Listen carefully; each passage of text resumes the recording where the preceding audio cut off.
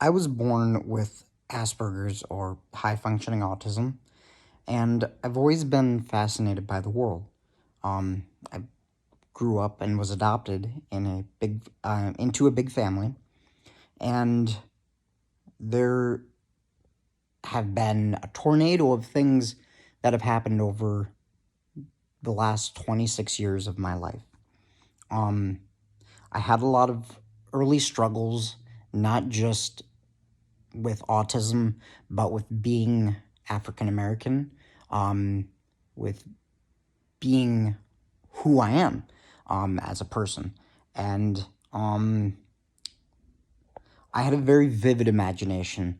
My mom would get me books on you know, on many different things. I was always reading from a very early age, but I always wanted to fit in. And um, I thought that doing the disco was, how I, like clicked with other kids. I, you know, I used to do, I still do, I draw all the time.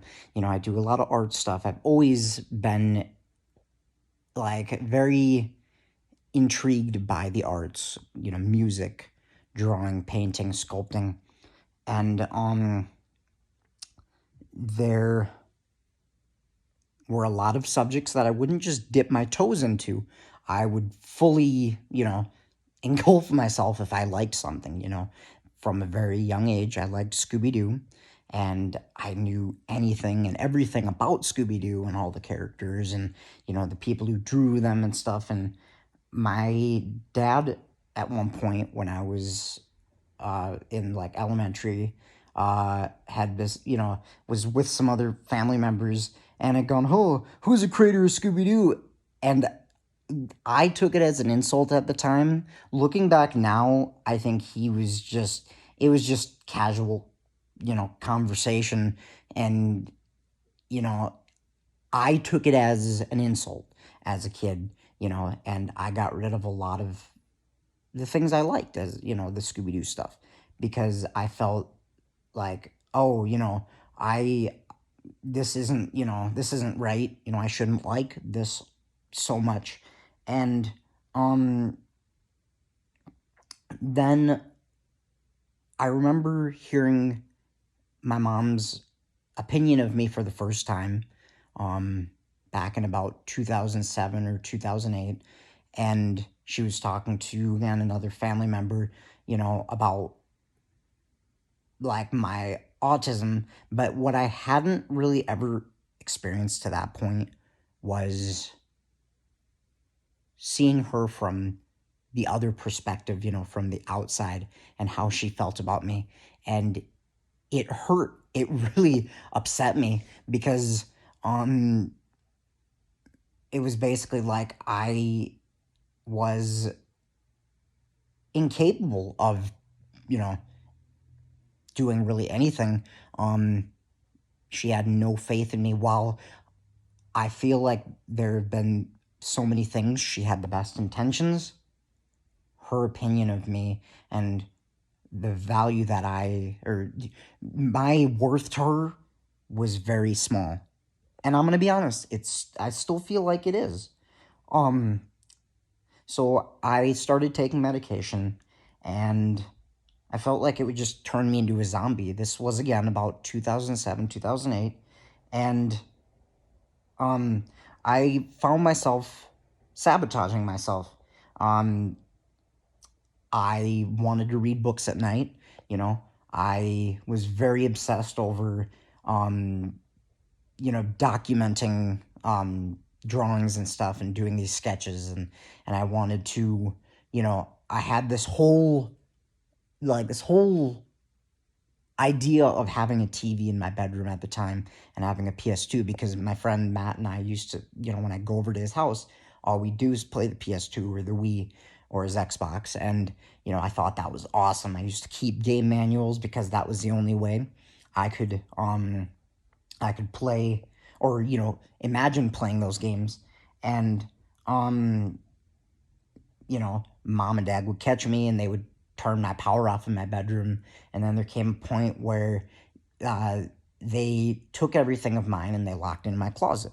And, um, you know, from the out, like looking at it now, 8 years later, it is upsetting, and um my childhood dream was to have a Game Boy, to have a game system in general. I had so badly wanted a Game Boy, an Advance SP, and um I thought they were the coolest thing on the earth. That then there came a point I wanted a DS, and none of it ever happened. My older brother actually had intended to give me a DS one year for Christmas, and my mom had basically told him, no, you can't give that to him. So he went out and he got a different present for me, and it was a little calendar thing.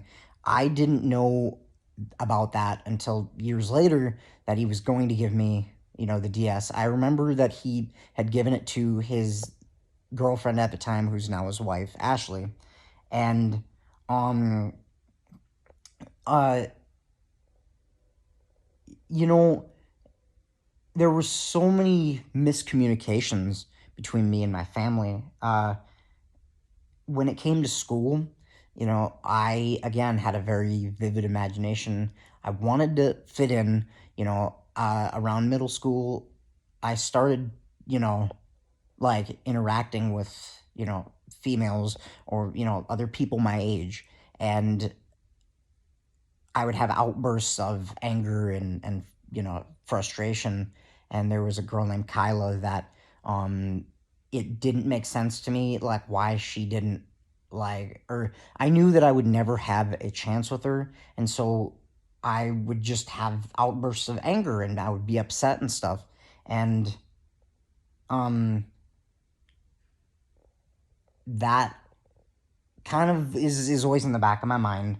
They had me do the IEPs and the speech therapy and the job search program. But what I realized with all of those was they seemed fake. They seemed phony, and the way that just interaction with other people is. Um, and when I was in high school, I couldn't see really beyond high school. Um, I used to, yeah, at school and really only on the bus, I would hang out with my friend Cassie, right? And I had, Matt again that I would hang out with. But when we were in high school, things started changing. People like classmates of mine started learning how to drive, and um, I felt like I was slowly just drifting away from, where everybody else was in my age group. And I got frustrated. I got stressed out. And um, in senior year of high school, I finally, they wanted me to stay at school during lunch. And I said, no, I'm not doing that. Like, I, I went out to eat with friends of mine, um, and um, at one point, my older brother, Alex, and his girlfriend, Ashley, had broken up. And that was kind of a pivotal moment for me, because it was like, if they break up, like I have no hope. And I was really upset. I remember going and crying on the couch because I felt like, you know, they belong together. And they are married now. They have a son. And Alex has always been an amazing brother to me. He is a funny guy. He's he's hilarious in my opinion. Um uh you know when I graduated, about a month before I graduated, I moved out, and um, I had an apartment ready. Like my mom helped me figuring out, getting my own place and stuff, because there were some things that I just, you know, I didn't know where to take a step from. And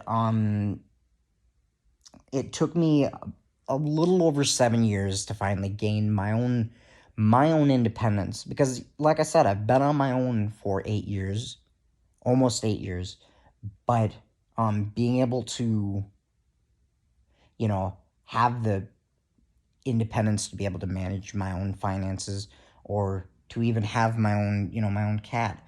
Uh, Learning how to drive. I've been teaching myself that over the last year, and um, I passed the written test. I didn't pass the driving test, but that doesn't mean I'm giving up.